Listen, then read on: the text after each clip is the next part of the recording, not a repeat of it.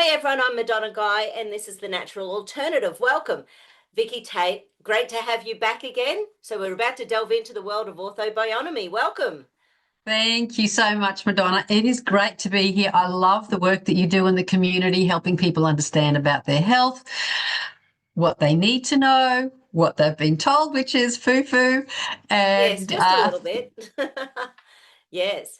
And and I give hear people you've some just hope. retired after 50 years as a nurse. Yes, I finally got they sent me a message yesterday, day before, saying your name is no longer on the nursing and midwives board list. And I went, yes, I've done it. Woo! So tell us about what you really love. Okay, so what I really love is getting people better because the medical system, as many of you may know and have experienced, is not really about getting you better, but about getting you to become a lifelong client of the system. Talking my language.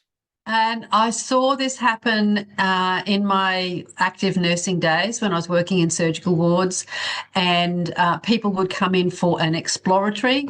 They're just going in, having a look around, messing things up, and then going, "Oh well, now you're on pain tablets, but we don't know how to fix it." And that's a merry-go-round, the merry-go-round of um, investigation, medication, operation, and Yes. then it just keeps on going.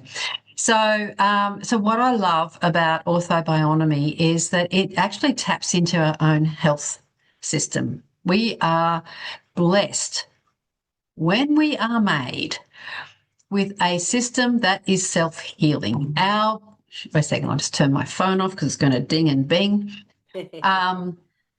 We are a self-healing mechanism. So just want you to think about, if you've got grandkids, you'll know exactly what I mean. But if you can remember back to a time when you had a bruise, a cut, a break, an operation, an infection, and I know that your self-healing mechanism is working because you're still here. Yeah. Yep. Yep. 100%.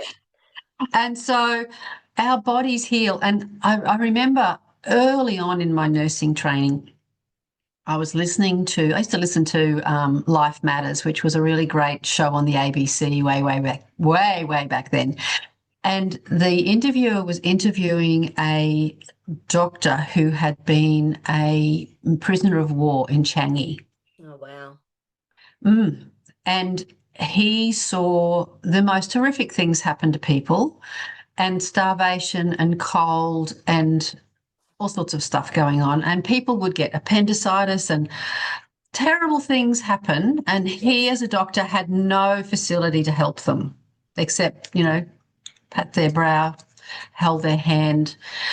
And he said what amazed him was how people recovered from things that he had been told in medical school were death sentences. And yes, some of those people did die, but other people recovered. And that got him on a journey of just starting to discover what's really going on in the body. What have we been told that's not true? And that got me thinking. I was a young woman. I had injuries, and my injuries were starting to plague me, and I was getting treatment. I'd tried every letter of the alphabet, and I still wasn't well. And then I got to the stage where my hands didn't work anymore. So I had neck injuries that were transferring into my shoulders, into my arms, and then into my hands. So it was, a long time, 20, 30 years that this had been going on. And that's when I discovered orthobionomy. And within 3 visits to this osteopath who was doing this super, super gentle work. Now, any of you had remedial massage?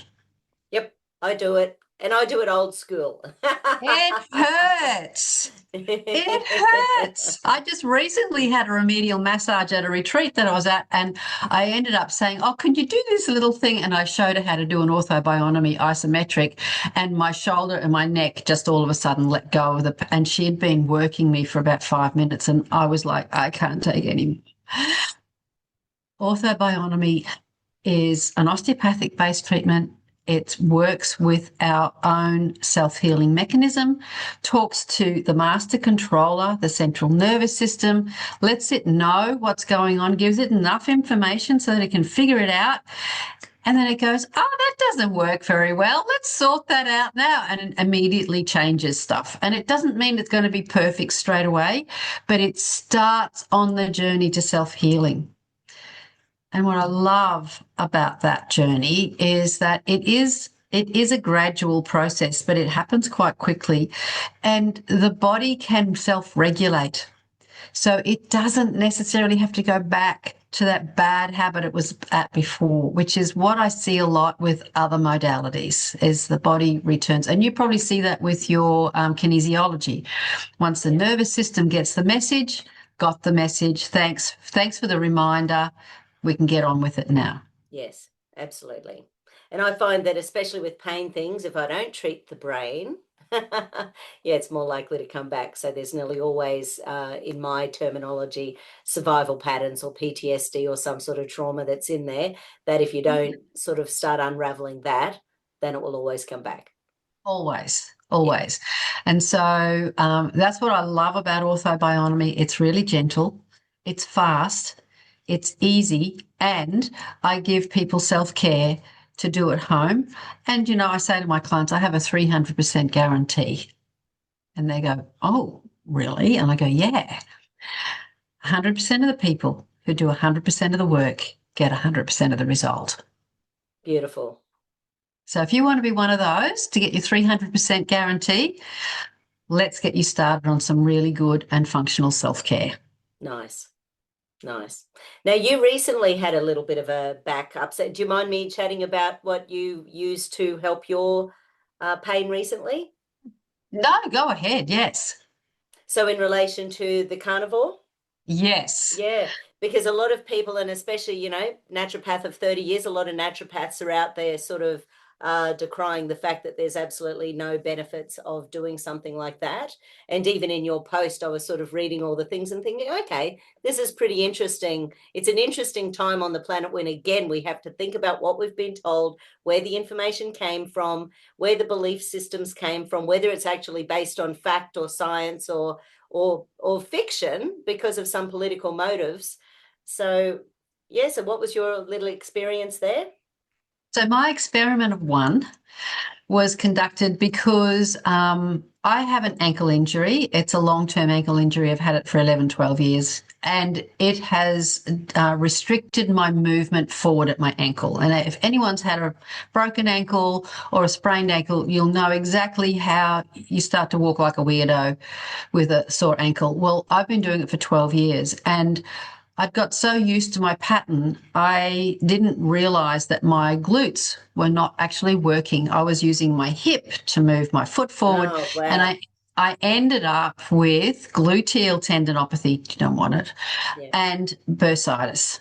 And, healers sometimes can't heal themselves. And I was one of them. I'd been putting up with this. I'd been doing all the stuff. I'd been doing all the things I knew. It wasn't getting better. I was really on a clean diet. I was doing all the stuff. And I'd also been watching people that I highly respect, like Jordan Peterson, Michaela Peterson, and Dr. Ardis, and Dr. Ken Berry, and a few other interesting types. And they were talking about carnivore and how the benefits. And this particular day, I hadn't slept for about 3 days. My pain was off the scale. I could not stand up.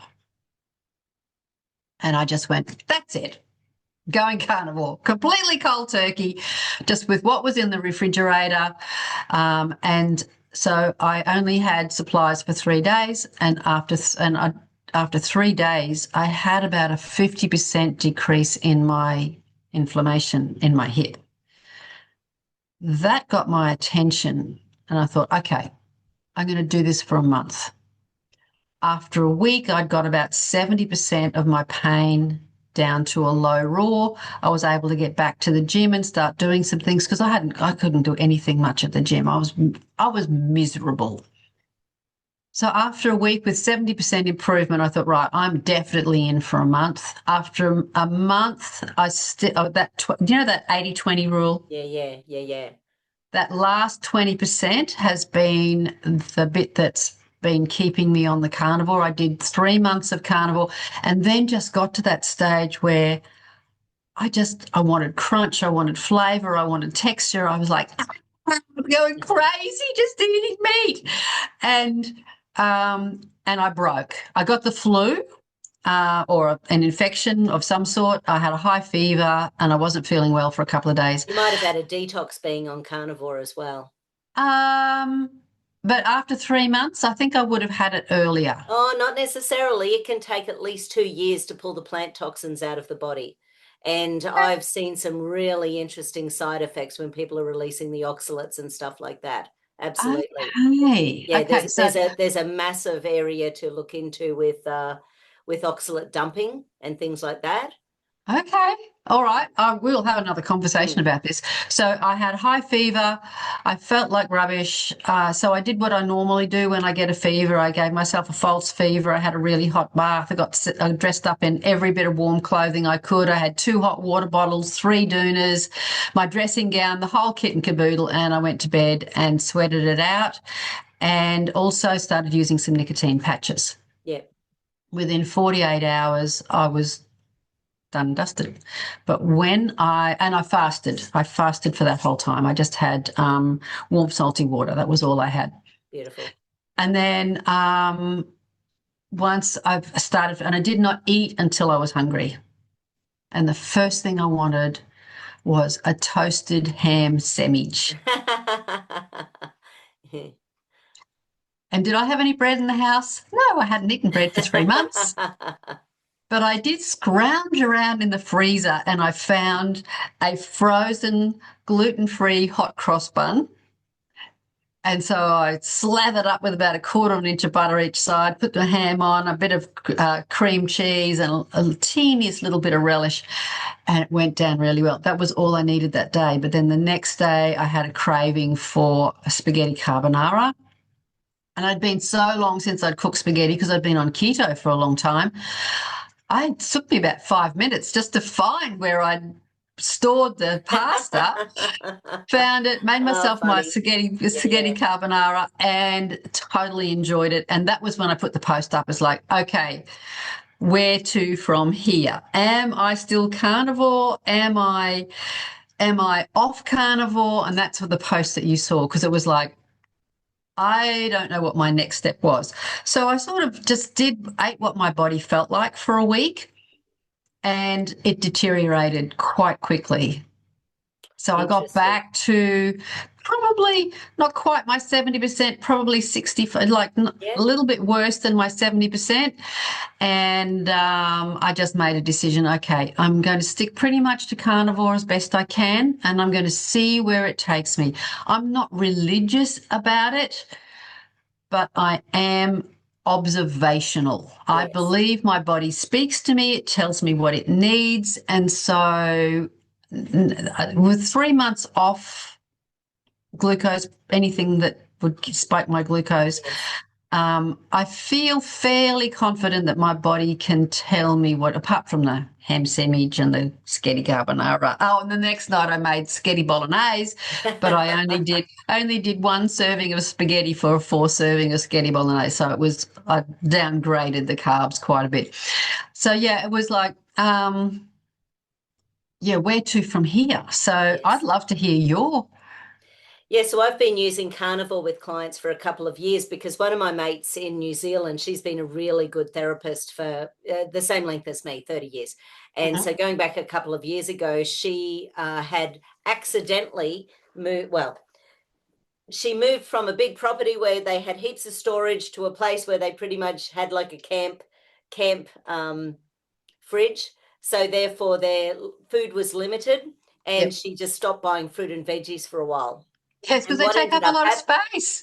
Pardon? They take up a lot of space. Yeah, so they ended up deciding that they would just budget the meat, and then they would cook on the campfire each night. So they were just accidentally doing carnivore. They both her and her partner both ended up having quite big oxalate dumping symptoms, but she didn't know what that was, because 30 years ago when you do naturopathy, the only thing you find about oxalates, for example, and that's just one of the plant toxins it can be, but oxalates are sharp little spiky nano-sized nasty things that build up in your kidneys and can cause kidney stones. They can build up in your big toes and cause gout. But we now know they're so tiny that they can cross any membrane of the body. They can go Oh. into the brain. They can live around the heart. They Mhm. can build up in the spinal cord. So she'd had a really grumpy spine for about 8 years. She moved back to New Zealand with lots of stress about 10, 12 years ago, lots of family stuff going on. So she, even though she was trying to keep her health under control, she didn't actually realize what it was when she started getting the oxalate dumping. And then she started muscle testing, and it muscle tested up with kinesiology as withdrawal from something. And she thought, what could I be withdrawing from? And just because she's got all of these huge books of checklists and things, oxalates showed up. And she thought, I don't have kidney stones. What can this be about? So then she started doing some research into oxalates. And that's when she sent me a big 2-hour podcast to listen to with Sally K. Norton. And and that's when I went, right, interesting. So I have zero guilt now if I have no veggies. You know, if we have a snag and a steak for dinner, I have zero guilt. If I have egg dip, and something for lunch, I have zero guilt, because it's really interesting. So with my clients, it tests up for people with, say, endometriosis, people. A lot of beta blockers can actually destroy the microbiome that allow your body to release oxalates. If we Oh, don't have enough interesting. magnesium and activated B6, they're both really important. And it needs to be citrates. The citrates, magnesium citrate, calcium citrate, potassium citrate, sodium citrate, they all help to bind oxalates and take them out of the body. But it's one of those things, if we've got an oxalate issue, and I love her website because she's not, like a lot of the big universities, if you ask, them about oxalates, what they'll say is, yes, spinach and almonds have the highest amount of oxalates of anything in the planet, but as part of a healthy diet, they're really healthy. But not if you've got oxalate poisoning. It can be a No. poison in your body if your body can't eliminate it. So Mm. yeah, it can build up anywhere. Interesting, interesting. So, yes, it's certainly been a journey, and it's not for the faint-hearted. You need to know what your goal is Yes. with carnivore, and I think that helps keep me on track now. Now that I know what happens as soon as I go off, um, as soon as I go off the carnivore. I know what happens, and Yeah. I'm not happy with that. And so, yeah, I've got my little system that seems to work for me. Um, and then about once a week, I take myself out for a meal. And like on Sunday night, I just thought, right, I don't feel like cooking. I'm really hungry. I know that I'm going to, start wanting stuff before my meal's cooked. So I just took myself to the local club and ordered a double cooked pork belly. And it came with this beautiful looking broccolini and some beans and some roasted pineapple. And I just ate. I mean, because I look pretty healthy, I look like someone who has a healthy diet, right? Yes. So I Yes. just ate the pork. And the girl came around and looked at my plate and looked at me and she said, would you like a doggy bag for the other bits? And I went, no, thank you. And it was so easy. Yeah. I know it doesn't have to be challenging, does it?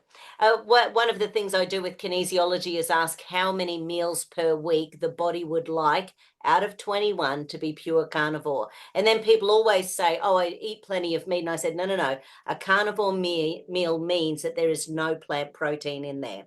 So people Mhm. don't get it. They think they're having a carnivore diet if they're eating a steak with their big fruit and veggies. That is not a carnivore meal. A carnivore meal, like the classic is BBB and E, beef, bacon, butter, and eggs. So sort of because beef and cabbage actually for vegetarians have the highest amount of glutamine uh, per meal than anything else. So, beef and cabbage. That's why cabbage is so good for the gut. Remember Yes, the old cabbage juices and things like that for the last 20, 30 years it's been. And remember the big people that make up those big soups with lots of cabbage and stuff in them, yes. back in the And 90s and early 2000s. yeah. And think of all those cold European countries where the only things that grew and that they could store through winter was cabbage and potato. And so they had sauerkraut and they had all sorts of things with Yes. cabbage with caraway seeds, but always with butter and probably with bacon fat as well, because I look, when I was a kid, Mum had a lard container, and when she cooked a roast or cooked bacon or anything like that, the fat was poured off. It had a strainer. It would take all the crunchy bits out, and that lard always smelled good. It had a little lid. It was just kept in the kitchen, not in the refrigerator, and we stopped doing that. Yeah. I think Is that the same as tallow? Tallow's the big thing at the moment. yeah, so tallow and lard are a little bit similar. Lard is probably the poor man's version. Tallow is they take the fat, particularly from around the heart and the kidneys, and they render it down 2 or 3 times and then strain it each time, and that's when you end up with tallow. So it's a bit more refined. Just taking the fat off your roast beef or your roast pork or your bacon is sort of the crude and rudimentary version, but it still worked. Yeah, yeah. And what's wrong People with used to, that? yeah, they used to Yeah. have, when they were poor, they had bread and dripping. Yes. Yes. Basically, yeah, that was it, bread and dripping. Yes. And older people, sort of like 20, 30 years older than me, they would talk with great joy about bread and dripping, how much they enjoyed it. And I could never get it because we didn't ever have it. But yeah, we Yes. need to go back. So you do sessions with people both online and in clinic. Obviously, you're in your beautiful clinic there. Yes, I do. I do sessions online and in the clinic, and I'm loving the online sessions. I started them because of 5 years ago, things happened. Yes. And 5 years ago was when my ankle finally collapsed. It was perfect timing. And I spent a couple of years on the couch because I couldn't stand up. I couldn't walk. I could do one session a day. That was all I had capacity for. And then I was exhausted. And it was, I did that for a couple of years. And then I thought, you know what? I've got so much wisdom and so much experience in here. It's a shame that it's just all locked up inside my tiny little house. And I decided I wanted to go online, didn't know how to do it, but I found a couple of coaches, and eventually found the one that works for me. And I'm doing online sessions. But what I love about the online sessions is that the person that I'm working with is the practitioner. Right. Yes. I'm the coach. Yeah. And so I guide them. And as I'm coaching, I have to embody what their body is feeling. And so it's almost like a transference. I've got so much better with my languaging when I'm talking with them and about sensation and whatever.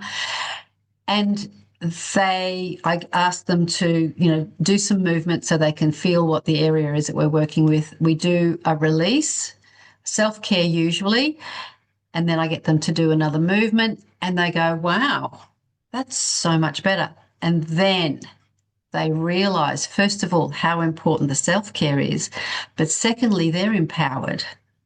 They now know how to help themselves. Yes.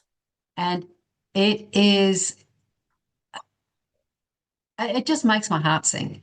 Which To is totally different to standard medical pain management, where really it's about how many medications you're going to take and what's your next operation or Botox or, you know, cortisone injection or whatever, yeah, all yeah, of which have got their big side effects, and mm, people just end up getting worse and worse yeah, with time.